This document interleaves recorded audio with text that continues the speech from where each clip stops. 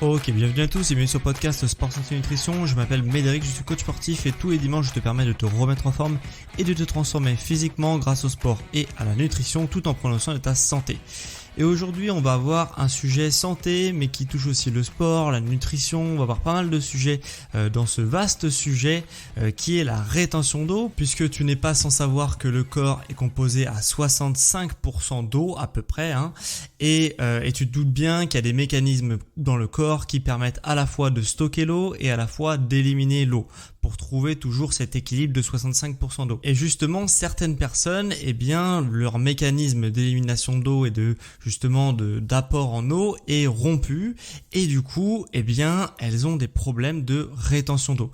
C'est un phénomène qui est aussi responsable de, par exemple, quand en fête de fin d'année, tu prends plusieurs kilos en une semaine parce que tu as trop mangé à Noël, au réveillon et le 1er janvier. Et donc, c'est un phénomène qui va affecter pas mal d'aspects de ta vie et qui va également faire prendre du poids sur la balance artificiellement, puisque ton corps va se gorger en eau quand on n'a pas forcément des repas équilibrés, etc.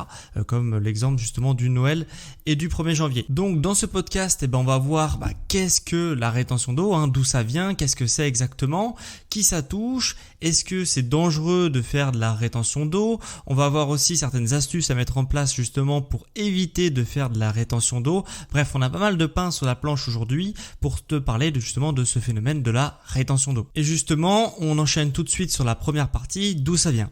Alors, je vais vulgariser un maximum pour que tu comprennes bien de quoi on parle, etc. Il y a pas mal de mécanismes assez complexes, donc je vais vulgariser un maximum. Faut pas m'en vouloir. L'idée, c'est pas de savoir comment ça fonctionne exactement, c'est comment ça fonctionne à peu près. Donc, on est bien d'accord. Il y a l'eau que tu vas boire, que tu vas absorber, que ton corps va retenir, et l'eau que tu vas évacuer. C'est une machine qui est assez complexe, qui a beaucoup de minéraux, de vitamines qui sont justement à l'origine de cet équilibre parfait pour que ton corps reste toujours à 65% d'eau à peu près. Et pour un certain nombre de facteurs également, des fois cet équilibre il est rompu. C'est-à-dire que tu vas absorber de l'eau qui ne va pas être éliminée. Ce qui fait que petit à petit, ça va gonfler un petit peu cette balance entre guillemets de 65% d'eau dans ton corps. Tu vas passer de 65 à 66, à 67, etc.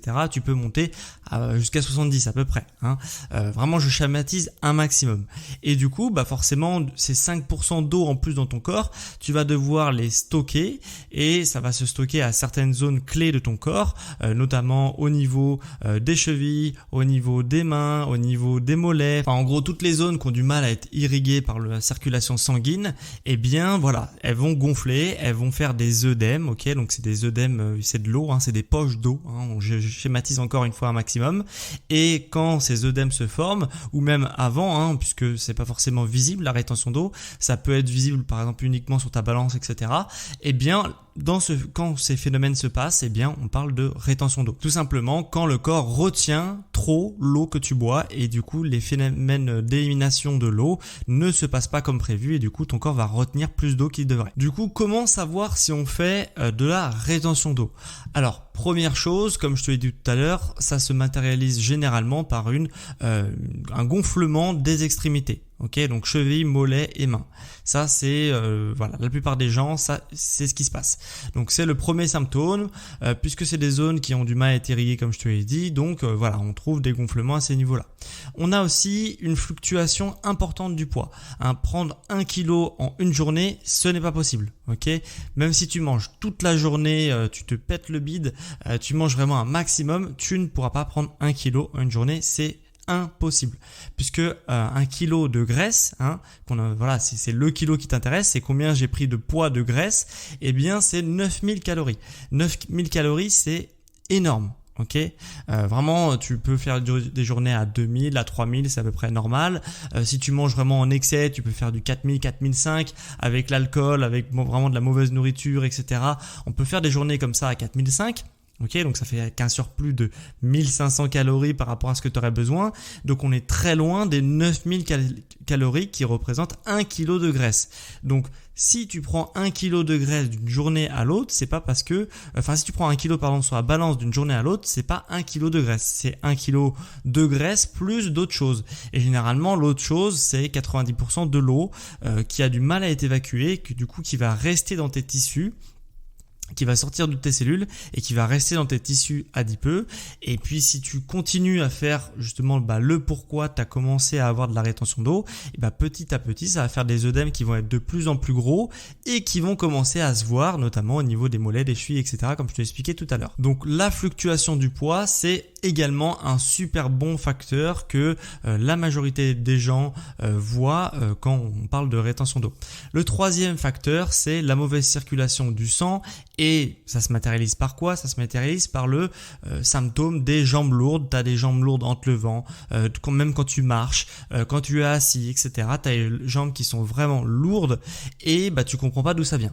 Eh bien, généralement, ça vient également de la rétention d'eau. Donc, ces 3 symptômes, que ça soit le gonflement des extrémités, la fluctuation du poids d'une journée à l'autre ou même d'une semaine à l'autre, si vraiment la fluctuation est très importante, et le symptôme des jambes lourdes, eh bien, c'est 3 facteurs clés sur la rétention d'eau pour savoir si tu en fais ou pas. Et du coup, pourquoi certaines personnes font de la rétention d'eau ou pourquoi certaines personnes ne font pas de rétention d'eau?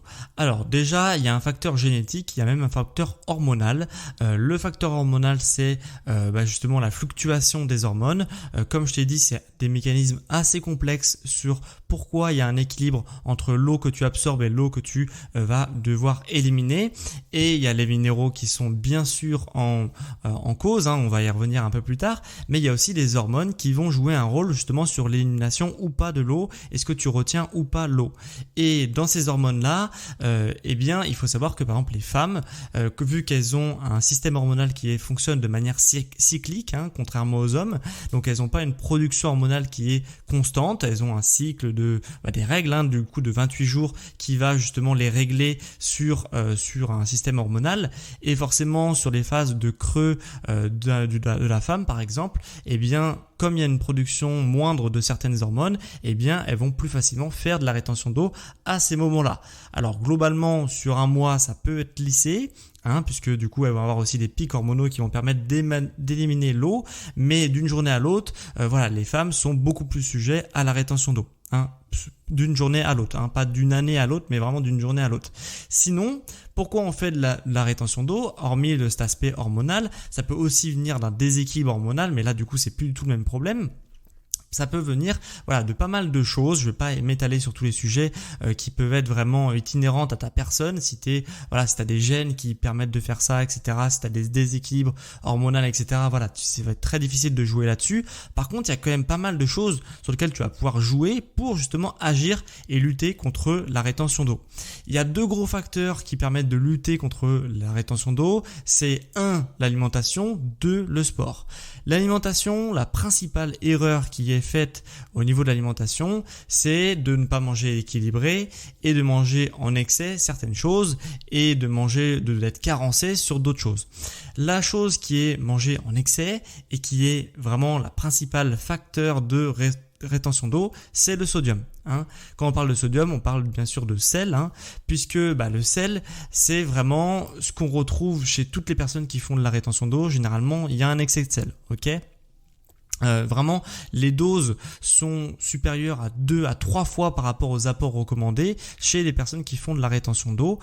Donc, c'est absolument énorme. Il faut savoir que c'est recommandé le sel de manger à peu près 5 grammes de sel par jour maximum. Les personnes qui font de la rétention d'eau, bien souvent, elles sont à 10-15 grammes de sel par jour.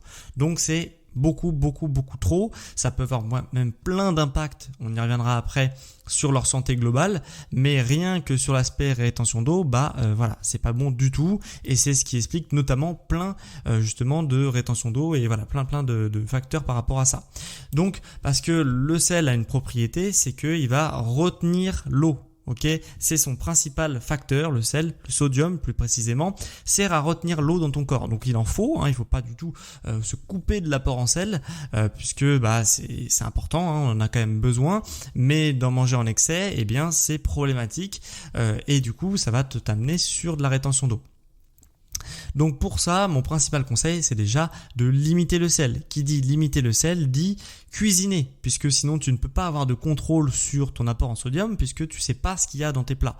Et même si tu le sais, puisqu'il y a un tableau à l'arrière qui oblige de mettre quelle dose de sodium il y a dans ton produit, tu vas pas la regarder, etc. Donc si tu veux avoir un contrôle sur ton alimentation et tes apports en sodium, il faut absolument que tu cuisines, que tu manges des aliments qui sont bruts, enfin que tu vas prendre des aliments bruts, tu vas les cuisiner et du coup tu vas te faire des plats avec, et comme ça tu vas pouvoir avoir un contrôle sur tes apports en sodium, puisque ça va être uniquement le sel que tu vas rajouter à ton plat qui va être mangé et absorbé par ton corps. Voilà. Alors que si tu fais confiance aux industriels pour te faire des plats équilibrés, tu n'y arriveras absolument jamais, puisque eux, ils ont plein de raisons pour te mettre du sodium dans ton alimentation.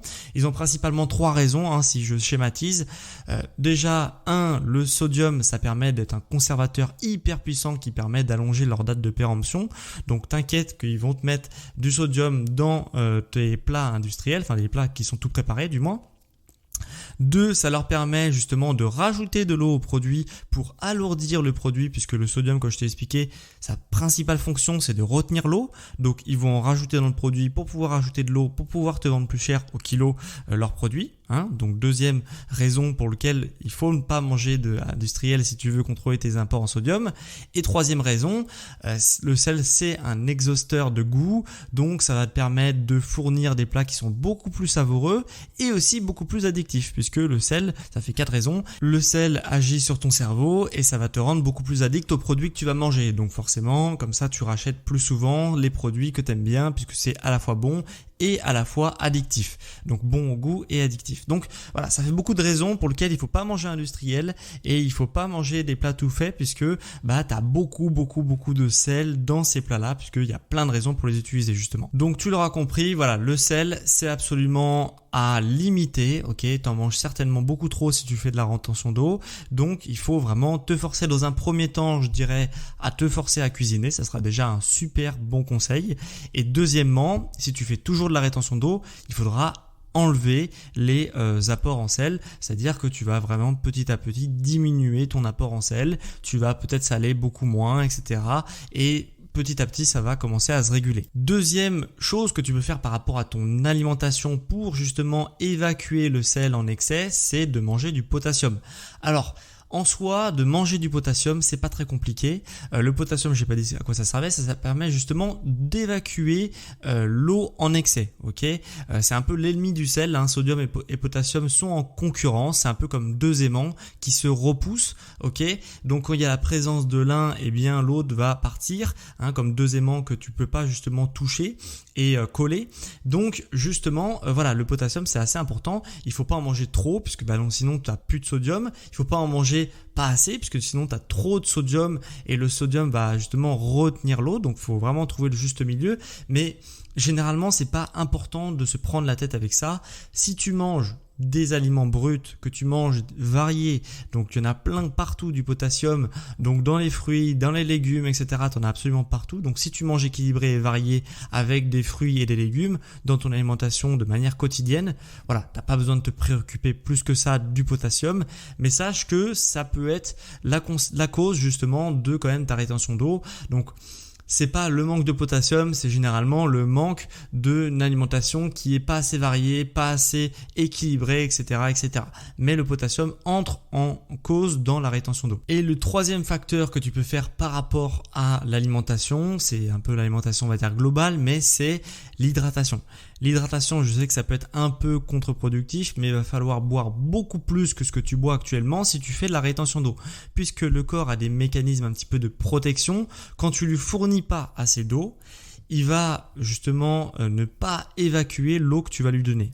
Il se dit, vu que j'en ai pas beaucoup, je garde ce que j'ai. Ok, je l'élimine pas et du coup je le garde, comme ça pourra me servir si jamais il me file plus d'eau dans 2-3 jours, au moins j'en aurai un petit peu en stock. Je schématise encore une fois un maximum, mais c'est un petit peu comme ça que ça se passe. Donc si tu fais de la rétention d'eau, c'est peut-être aussi que tu bois pas beaucoup. Moi je conseille vraiment, enfin les minimums c'est 1 litre, 1 litre 5. Moi je te conseille de boire vraiment beaucoup plus que ça, ok, voire 2 litres, 2 litres 5 c'est le minimum. Si tu fais du sport, vraiment 3 litres c'est déjà bien et c'est pas trop, ok. Donc tu peux vraiment boire beaucoup d'eau. Après ça va dépendre de ta corpulence, etc. Mais tu peux vraiment boire beaucoup plus que 3 litres par jour, hein. C'est pas quelque chose qui est néfaste pour ton corps. Il faut vraiment prendre des doses vraiment très élevées pour justement que ça soit néfaste, hein, l'eau. Mais si tu fais du sport, donc du coup tu transpires, tu as besoin d'eau. Si justement tu as une corpulence un peu plus forte, on va dire, et bien forcément tu auras besoin de plus d'eau pour entretenir cette corpulence. Donc c'est jamais un problème de boire trop d'eau, c'est très rare de boire trop d'eau. Donc voilà, mon conseil c'est vraiment de boire beaucoup plus d'eau que tu bois actuellement. Dans 99% des cas, t'en bois pas assez, donc c'est toujours un bon conseil. Voilà. Donc voilà, boire plus d'eau, c'est aussi un bon conseil pour éviter la rétention d'eau. Pour le deuxième volet qui va plus être l'alimentation mais qui va être le sport, c'est justement de se bouger, ok. Rester assis sur une chaise toute la journée, c'est vraiment jouer avec le feu. C'est vraiment jouer avec le feu. Si tu ne fais pas d'activité physique, que tu as un boulot qui n'est pas physique et du coup tu es beaucoup assis ou même beaucoup debout, hein, mais tu bouges très peu dans ta journée et qu'en plus tu fais pas de sport, sache que tu joues vraiment avec le feu. Et du coup, la rétention d'eau, elle a un rôle direct, il y a une relation de cause à effet avec ton niveau d'activité physique et ton niveau, justement, ta circulation sanguine. Et pour améliorer la circulation sanguine, il faut faire du sport. Ok, donc il faut absolument que tu arrives à faire du sport dans ta semaine si tu veux être en bonne santé, si tu veux éliminer ta rétention d'eau dans un premier temps, mais même de façon beaucoup plus globale, si tu veux être en bonne santé, il faut absolument que tu fasses du sport. Si tu as un boulot qui est plutôt physique, de faire du sport 1 à 2 fois par semaine, c'est le minimum. Si tu as un boulot qui n'est pas physique, 3 fois par semaine, c'est le minimum. Il faut pas descendre en dessous de ça si tu veux vraiment ne pas avoir d'effet néfaste sur ta santé. L'activité physique intense est vraiment un prérequis si tu veux avoir une bonne santé de manière globale et durable, surtout dans le temps, que tu veux vraiment pas voir défiler les années sans avoir de problème de santé. Le niveau d'activité physique est hyper important. Voilà, donc tu as forcément un sport que tu aimes pratiquer ou que tu aimeras pratiquer une fois que tu l'auras testé. Donc teste plein de sports différents si tu fais pas de sport actuellement et forcément il y aura un sport qui va te plaire plus que l'autre et du coup qui va te permettre justement de te dépasser, de pratiquer une activité physique de manière intensive et du coup de te préserver de tout un tas d'aspects néfastes de ta santé dus au manque d'activité physique. Et du coup par rapport à ça, est-ce qu'il y a des risques, tu pourrais te demander, liés justement à la rétention d'eau? Alors il n'y a pas vraiment de risque lié à la rétention d'eau, hormis le fait d'une aggravation de la circulation sanguine. Généralement, la rétention d'eau, c'est la conséquence d'un problème qui est sous-jacent. Ok, c'est pas la cause, c'est la conséquence. Donc souvent, voilà, c'est un symptôme de quelque chose qui est plus grave. Donc la rétention d'eau peut cacher une malnutrition, ok, notamment quand il y a des troubles du comportement alimentaire. Ça peut cacher également une maladie rénale, une insuffisance rénale, puisque tes reins sont fatigués. Du coup, tes reins, c'est ce qui permet de filtrer grossièrement, je schématise encore une fois un maximum. Et forcément, si tes reins fonctionnent mal, tu ne vas pas évacuer l'eau en excès, donc tu vas retenir l'eau. Okay. Ça peut aussi cacher de l'hypertension artérielle. Ça peut aussi cacher une maladie au niveau du foie, donc une maladie hépatique. Donc ça peut être lié aussi à l'alcoolisme, etc., etc. Mais de manière générale, c'est une maladie du foie. Ça peut aussi cacher une mauvaise absorption au niveau du tube digestif, Ça peut cacher des problèmes hormonaux, comme on l'a rapidement évoqué tout à l'heure, notamment au niveau de la thyroïde, du diabète ou d'autres problèmes. Donc voilà, tu peux te rendre compte que la rétention d'eau, ça peut cacher pas mal de choses, donc c'est quand même pas à prendre à la légère. Quand tu commences à avoir de la rétention d'eau, il faut se dire, ok, est-ce que tout va bien? C'est peut-être le temps de faire des petites prises de sang, etc. à droite à gauche pour s'assurer que tout va bien, de s'assurer que peut-être c'est juste un excès de sel et que du coup si tu coupes l'excès de sel, tout revient dans l'ordre. Peut-être que c'est juste parce que tu fais pas du sport et que tu es assis sur une chaise toute la journée. dans ces cas-là, ça serait peut-être bien de s'y mettre, ou peut-être que ça peut cacher quelque chose de plus grave. Donc voilà, mon conseil c'est quand même de prendre ça au sérieux, de tester, de voir est-ce que c'est le sel, est-ce que c'est le sport. De toute façon, généralement, tu sais si tu manges trop de sel, tu sais si tu fais pas de sport. Donc déjà, d'avoir ces 2 prérequis, c'est pas mal. Savoir aussi si ton hydratation est correcte, et si tout est ok à ce niveau-là, c'est peut-être la bonne option, c'est de voir un médecin pour te faire une petite prise de sang. Voilà, c'est mon conseil, mais en tout cas, je pense que c'est un bon conseil. Donc voilà, je pense qu'on a fait le tour du sujet de la rétention d'eau.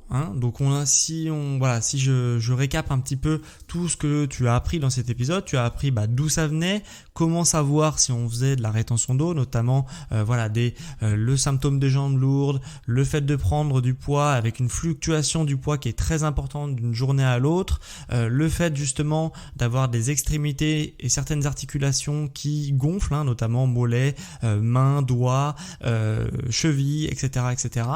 On aura vu aussi pourquoi on fait de la rétention d'eau, que ça peut être lié au système hormonal, mais ça peut être lié aussi à l'alimentation, à l'hydratation, l'excès de sel, le potassium, le fait de ne pas boire assez, le fait de ne pas faire de sport de façon régulière en tout cas, et on aura vu aussi les risques qu'il y avait à la rétention d'eau. Tu auras vu que c'est généralement pas la conséquence de quelque chose, c'est plutôt un symptôme d'une maladie qui peut être plus grave dans certains cas, ou des fois c'est bénin, mais des fois ça peut être beaucoup plus grave. Donc on aura fait le tour en tout cas de ce sujet de la rétention d'eau. Maintenant, ce que je t'invite à faire, c'est justement d'évaluer ce podcast, d'évaluer cette émission. Si tu as aimé cette émission et que tu m'écoutes depuis les plateformes Spotify ou Apple Podcast, tu peux évaluer l'émission.